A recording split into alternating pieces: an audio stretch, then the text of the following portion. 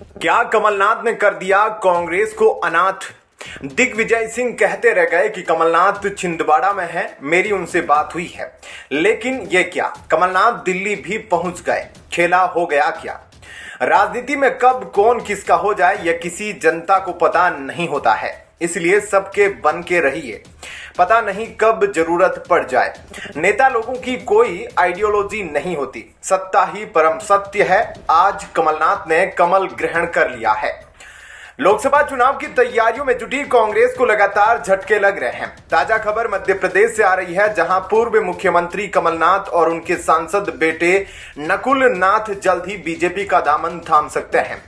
पिछले दिनों से ही ये अटकलें लगाई जा रही थी कि कमलनाथ कांग्रेस आलाकमान से नाराज चल रहे हैं। इस बीच नकुल नाथ ने अपने एक्स बायो से कांग्रेस का नाम हटा दिया है, जिससे उनके बीजेपी में शामिल होने की अटकलें पुख्ता हो गई है। सूत्रों के मुताबिक कमलनाथ को अपने पुत्र नकुल नाथ के राजनीतिक भविष्य की चिंता है। पिछले लोकसभा चुनाव में मध्य प्रदेश में कांग्रेस को महज एक सीट भी मिली थी, जो कमलनाथ के गढ़ छिंदवाड़ा की थी, जहां उनके बेटे नकुल नाथ ने कड़े संघर्ष के बाद जीत हासिल की थी। छिंदवाड़ा में कमलनाथ नकुलनाथ की जीत का मार्जिन लगातार घटा है। वहीं बीजेपी ने छिंदवाड़ा को अपनी कमजोर सूची में रखा है और पिछले 3 सालों में बीजेपी ने वहां बहुत मेहनत की है। मध्य प्रदेश बीजेपी प्रवक्ता और कमलनाथ के पूर्व मीडिया सलाहकार नरेंद्र सलूजा ने कमलनाथ नकुलनाथ की फोटो एक्स पर पोस्ट करते हुए जय श्री राम लिखा है, जिसके बाद अटकलों का बाजार गर्म है कि क्या कमलनाथ या नकुलनाथ बीजेपी में जा सकते हैं। इस बीच कांग्रेस समर्थक पूर्व मंत्री सज्जन सिंह वर्मा ने सोशल मीडिया प्रोफाइल से कांग्रेस का लोगो हटा लिया है। सज्जन सिंह वर्मा की गिनती कमलनाथ के सबसे कट्टर समर्थकों में होती है। कहा जा रहा है कि दोनों ही नेता आज दिल्ली पहुंच रहे हैं और उनका बीजेपी में जाना तय है। हालांकि अभी यह तय नहीं हुआ है कि वह किस दिन बीजेपी ज्वाइन करेंगे। वहीं कांग्रेस नेता दिग्विजय सिंह ने कमलनाथ के बीजेपी ज्वाइन करने की खबरों का खंडन किया है। उन्होंने कहा, मेरी कल रात कमलनाथ से बात हुई है, वो छिंदवाड़ा में है।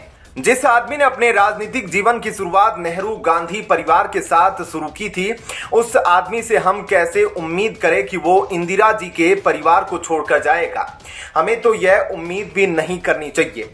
दरअसल कुछ दिन पहले कमलनाथ से पूछा गया था कि क्या कांग्रेस नेता आचार्य प्रमोद कृष्णम बीजेपी में शामिल हो सकते हैं। इस पर कमलनाथ ने कहा, सभी स्वतंत्र है, किसी पार्टी से जुड़े होने के लिए बाध्य नहीं है।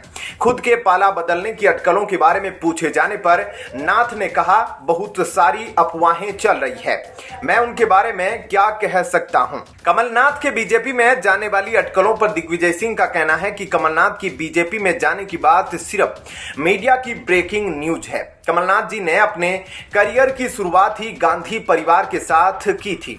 वो कांग्रेस पार्टी के साथ मजबूती से खड़े होने वाले नेता है। गांधी परिवार से कमलनाथ जी का बेहद अटूट रिश्ता है।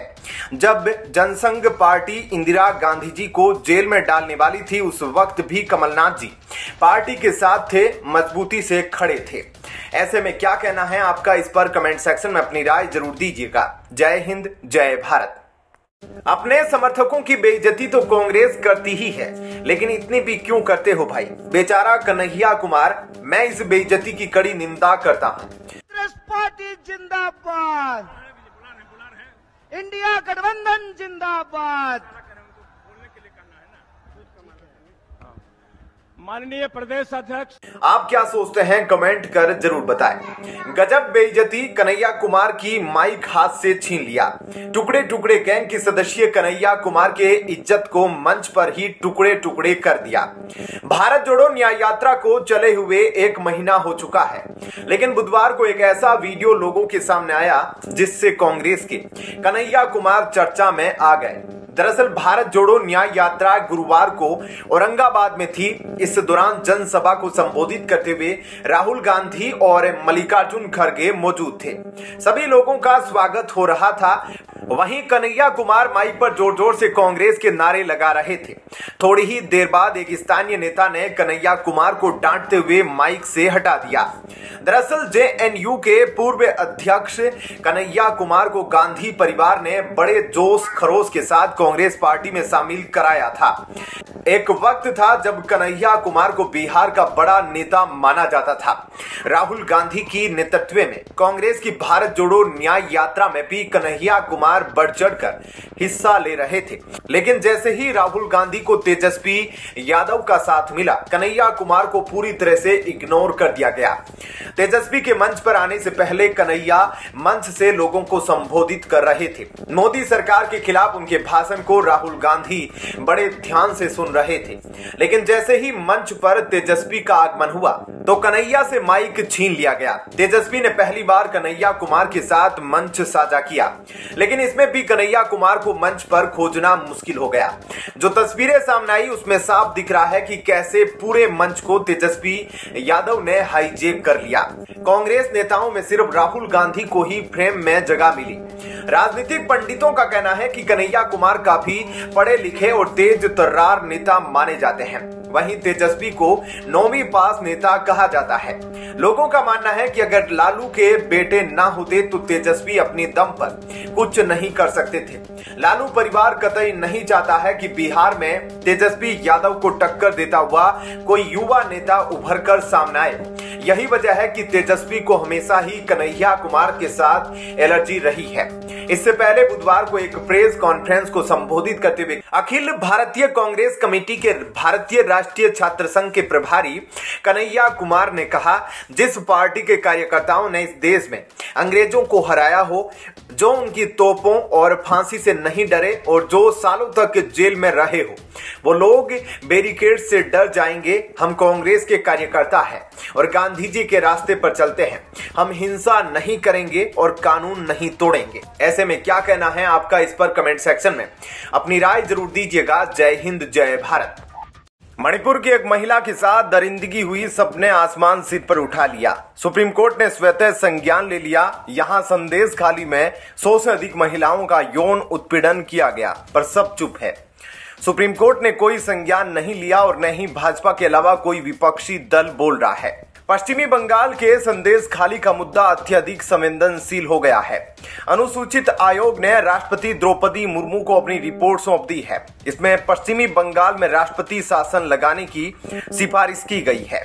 अनुसूचित जाति आयोग के अध्यक्ष अरुण हल्दर ने एससी आयोग की टीम के पश्चिमी बंगाल के दौरे से वापस आने के बाद यह सिफारिश की है। एससी आयोग के अध्यक्ष ने बताया कि टीम ने अपनी रिपोर्ट राष्ट्रपति को सौंप दी है।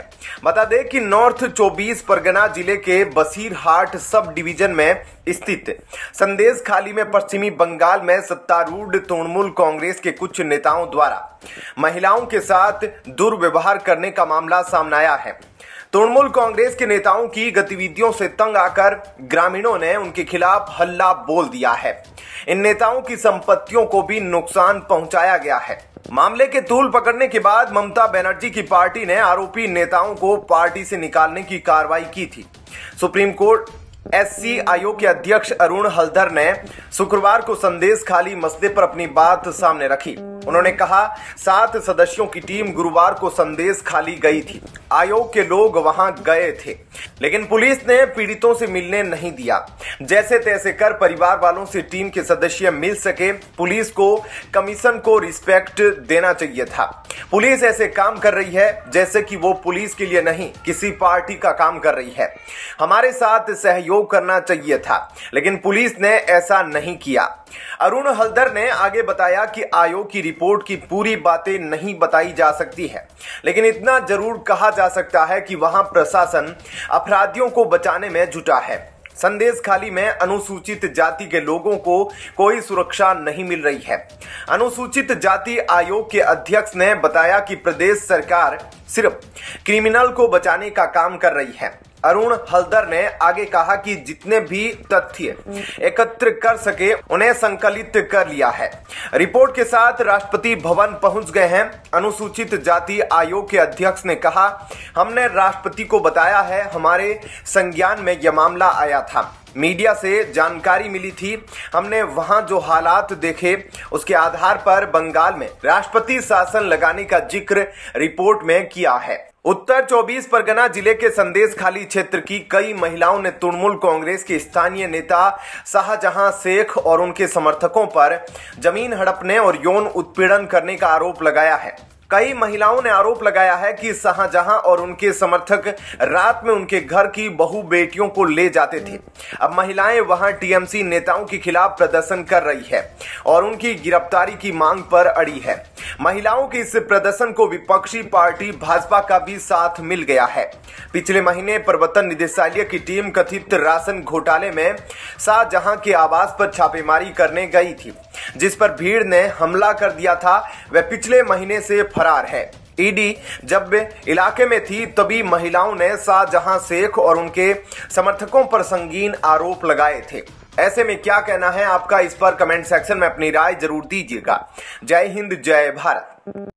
कांग्रेस नेता राहुल गांधी इन दिनों भारत जोड़ो न्याय यात्रा निकाल रहे हैं। अपनी इस यात्रा को लेकर वे यूपी की सीमा में प्रवेश कर चुके हैं। राहुल गांधी की यात्रा आज वाराणसी में निकलनी थी, लेकिन अब उनकी यात्रा को एक बार फिर से स्थगित कर दिया गया है। कांग्रेस पार्टी के नेता जयराम रमेश ने इसकी जानकारी दी है। जयराम रमेश ने सोशल मीडिया प्लेटफॉर्म एक्स पर राहुल गांधी के वायनाड जाने की जानकारी दी है। साथ ही उन्होंने यह भी कहा कि राहुल गांधी वापस इस यात्रा को यूपी में ही प्रयागराज जिले से शुरू करेंगे। वहीं उत्तर प्रदेश के वाराणसी में राहुल गांधी की भारत जोड़ो न्याय यात्रा का पहले राम भक्तों ने विरोध किया। अब भाजपाइयों को उस रास्ते को गंगा जल से धोकर शुद्ध किया जहां से राहुल गांधी गुजरे थे। सुबह राहुल गांधी की न्याय यात्रा के निकलने के थोड़ी देर बाद ही जहां राम भक्तों ने उन्हें जय श्री राम लिखा हुआ भगवा झंडा लहराकर दिखाया, इसके बाद भाजपाइयों ने राहुल गांधी के उस पड़ाव का शुद्धिकरण किया जहां से उन्होंने अपना संबोधन दिया था। ऐसा करने के पीछे भाजपाइयों की दलील थी कि राहुल गांधी जैसे भ्रष्ट और गो हत्यारों का साथ देने वालों के काशी में आ जाने से काशी अशुद्ध हो गई है, इसलिए उन लोगों की तरफ से 51 लीटर गंगा जल से चौराहे पर शुद्धिकरण किया गया है। वाराणसी में राहुल गांधी की भारत जोड़ो न्याय यात्रा के दौरान सरगर्मी बढ़ गई थी। उनकी यात्रा के शुद्ध होने के कुछ समय बाद सड़क किनारे राम भक्तों ने जय श्री राम का नारा लगाते हुए जय श्री राम लिखा भगवा झंडा भी दिखाया। इस दौरान राहुल गांधी के खिलाफ राम भक्तों ने जमकर नारेबाजी भी की। बताया कि राहुल गांधी सनातन विरोधी और राम विरोधी हमेशा से रहे हैं, इसलिए उनका हमेशा काशी के राम भक्त विरोध करते रहेंगे। इतना ही नहीं, राहुल गांधी के खिलाफ जमकर नारेबाजी भी हुई और राम भक्तों ने जय श्री राम का नारा भी लगाया। राम भक्तों में से एक राहुल मिश्रा ने बताया कि राहुल गांधी और उनकी पार्टी कांग्रेस हमेशा से ही राम के अस्तित्व को नकारती चली आ रही है, चाहे वह राम सेतु का मामला हो या फिर राम मंदिर का मामला रहा हो। कांग्रेसी कोर्ट में वकील बनकर हमेशा से राम विरोधी बन रहे हैं, इसलिए ऐसे राम विरोधियों का हमेशा काशी की धरती पर विरोध किया जाएगा। आगे भी जब कभी राहुल गांधी काशी आएंगे, उनका राम भक्त विरोध करते रहेंगे। हालांकि न तो कांग्रेसियों की तरफ से और न ही राहुल गांधी की तरफ से इसको लेकर किसी तरह की प्रतिक्रिया देखने को मिली थी, मगर राहुल गांधी के विरोध के वक्त उनका एक समर्थक राम भक्तों के सामने आ खड़ा हुआ और राम भक्तों को काला झंडा दिखाने लगा। आगे कुछ तनाव बढ़ता उससे पहले दोनों ही नारेबाजी करते हुए अपने अपने रास्ते चले गए। बता दें कि कल शुक्रवार को कांग्रेस नेता राहुल गांधी की भारत जोड़ो न्याय यात्रा यूपी की सीमा में पहुंची। यहां चंदौली में भी उन्होंने सरकार पर जमकर निशाना साधा। इसके साथ ही आज वे प्रधानमंत्री नरेंद्र मोदी के संसदीय क्षेत्र काशी पहुंचे हैं। राहुल गांधी की न्याय यात्रा का आज पीएम मोदी के गढ़ काशी में जमकर विरोध भी किया गया। क्या कहना है इस खबर पर अपनी राय कमेंट सेक्शन में जरूर बताइएगा। जय हिंद, जय भारत। लोमड़ी भी शर्मा जाए सरजी की मक्कारी के सामने। ईडी के सामने पेश न हो सके, इसलिए विधानसभा सत्र को ही मार्च तक बढ़ा दिया है। अब संविधान को भी ठेंगा दिखा रहे हैं कि सत्र के कारण ईडी के सामने पेश नहीं हो सकता। दिल्ली के सीएम अरविंद केजरीवाल एक बार फिर शराब घोटाले में पूछताछ से कन्नी काटते नजर आए। प्रवर्तन निदेशालय ने बार बार समन देने के बाद भी पूछताछ के लिए हाजिर नहीं होने पर सीएम केजरीवाल के खिलाफ दिल्ली के राउज एवेन्यू कोर्ट में शिकायत दर्ज कराई है। वहीं कोर्ट ने केजरीवाल को 17 फरवरी 2024 को कोर्ट में हाजिर होने के लिए कहा था। अरविंद केजरीवाल 17 फरवरी 2024 को कोर्ट में भी पेश नहीं हुए। हालांकि सुनवाई के दौरान वे वीडियो कॉन्फ्रेंसिंग के जरिए कोर्ट से जुड़े रहे, लेकिन व्यक्तिगत रूप से वे कोर्ट की कार्रवाई में शामिल नहीं हुए। उनके वकील ने कोर्ट को बताया कि दिल्ली सरकार के बजट सत्र और विश्वास प्रस्ताव की वजह से वे पेश नहीं हो पा रहे हैं। केजरीवाल ने कोर्ट से रोते गिड़गिड़ाते हुए कहा कि मैं कोर्ट आना चाहता था, लेकिन बजट और विश्वास प्रस्ताव की वजह से मैं नहीं आ सका। अगली तारीख पर कोर्ट आ जाऊंगा। इस दौरान ईडी ने इसका विरोध नहीं किया। अब इस मामले में 16 मार्च 2024 को सुनवाई होगी। हालांकि इस बार भी वे बचते नजर आए और बजट एवं विश्वास मत के नाम पर बच निकले। वहीं भाजपा का कहना है कि 62 विधायकों का समर्थन होते हुए भी मुख्यमंत्री अरविंद केजरीवाल को विश्वास मत की जरूरत पड़ गई, जिससे पता चलता है कि उनका विश्वास कितना डगमगाया हुआ है। विधानसभा में नेता प्रतिपक्ष रामवीर सिंह बिधूड़ी ने कहा कि बजट सत्र को लेकर विधानसभा की तरफ से जारी कार्यक्रम में 17 फरवरी को सदन की कोई बैठक नहीं थी। बिधूड़ी ने आगे कहा कि मुख्यमंत्री ने कोर्ट में पेश होने से बचने के लिए इस दिन भी सदन की बैठक रखवा दी है। उन्होंने कहा कि आबकारी घोटाले को लेकर ईडी द्वारा जारी समन की अनदेखी करते हुए केजरीवाल पूछताछ में शामिल नहीं हो रहे हैं। इस मामले में कोर्ट ने उन्हें 17 फरवरी को पेश होने का आदेश दिया था। इससे बचने के लिए उन्होंने विधानसभा में विश्वास प्रस्ताव पेश कर दिया है। अब कोर्ट में दलील देंगे कि वे विधानसभा में व्यस्त है। वे इस बात से डरे हुए हैं कि यदि भाजपा विधायक सदन में उपस्थित रहेंगे तो उनके दावों की धज्जियां उड़ा देंगे। यही कारण है कि 7 भाजपा विधायकों को सदन से निलंबित करा दिया गया है। नेता प्रतिपक्ष भी भाजपा के राष्ट्रीय अधिवेशन में व्यस्त रहेंगे। विपक्ष की अनुपस्थिति में विश्वास प्रस्ताव पेश किया गया है। उन्होंने कहा कि मुख्यमंत्री ने आरोप लगाया है कि भाजपा उनकी पार्टी के विधायकों को खरीदने की कोशिश कर रही है। इस आरोप की दिल्ली पुलिस पहले से जांच कर रही है। पुलिस ने उन्हें नोटिस जारी करके साक्ष्य भी मांगे हैं, जिसे वे नहीं दे सके। वहीं उसी निराधार और काल्पनिक आरोप को लेकर विधानसभा में विश्वास मत पेश कर रहे हैं। क्या कहना है आपका इस पर कमेंट सेक्शन में अपनी राय जरूर दीजिएगा। जय हिंद, जय भारत।